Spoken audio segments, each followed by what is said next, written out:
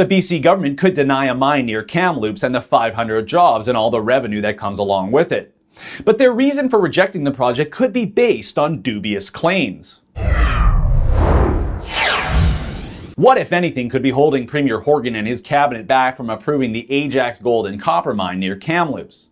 Probably the local First Nations opposition, and because both the federal and BC governments have adopted the UN Declaration of the Rights of Indigenous Persons, or UNDRIP, some critics and even some First Nations have said they think UNDRIP may be granting a veto over natural resource projects to First Nations across our country. At the center to opposition, like I said, is the local First Nations, and they've come out to publicly oppose the Ajax Mine project, as they call the site of the mine sacred land.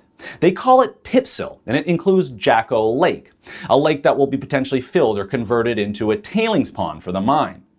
But what is really fascinating is this very same First Nations have not opposed the proposed Trans Mountain oil pipeline that will run through their sacred land.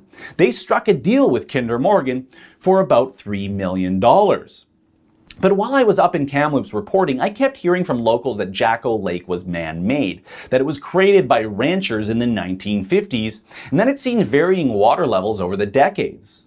Given we know there was a mine pit opened in the 1980s for a few years at the site of the Ajax mine, that brings into question these claims of sacred lands and lakes. So I simply couldn't take that claim at face value. So I dug deeper. And I found a local area news website called infotel.ca and an article written by Glyn Brothen in October 2015. And it confirmed that Jacko Lake was at the very least man-enhanced. Speaking to Stephen Markle, a biologist with DFO, who said, quote, "One of the biggest misconceptions is that this lake is man-made. It's not, it's man-enhanced," unquote. Brothen then went on to write, quote, "According to ministry data, the lake has expanded 3 times through agriculture and mining projects in the area," unquote.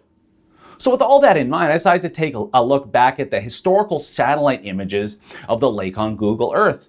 You know what I found? Well, it appears that in 1984, the lake was just a marshy wetland.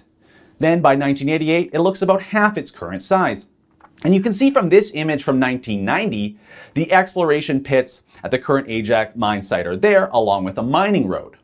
So we've got land that is too sacred for a mine, but not too sacred for an oil pipeline. A sacred lake that was enhanced by the white man, and has already seen varying water levels over the last 30 years due to other mining projects in the area.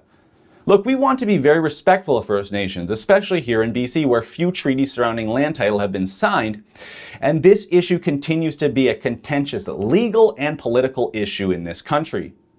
But I wanted to hear from the SSN First Nation and what they had to say about all this, so I reached out and gave them a couple days to respond to my questions about Jacko Lake and why they consider it sacred, and yet why they were still willing to accept $3 million from Kinder Morgan and support that project, but not the Ajax mine. But so far I've heard nothing back, but I'll update you if they do respond to my questions. But we've got to keep pushing for the BC government to approve the Ajax mine, especially with these new revelations. Go to approveajaxmine.ca to chip in to fund our radio ads that are sending a message to Premier Horgan and his cabinet. That's approveajaxmine.ca. For the Rebel.media, I'm Christopher Wilson.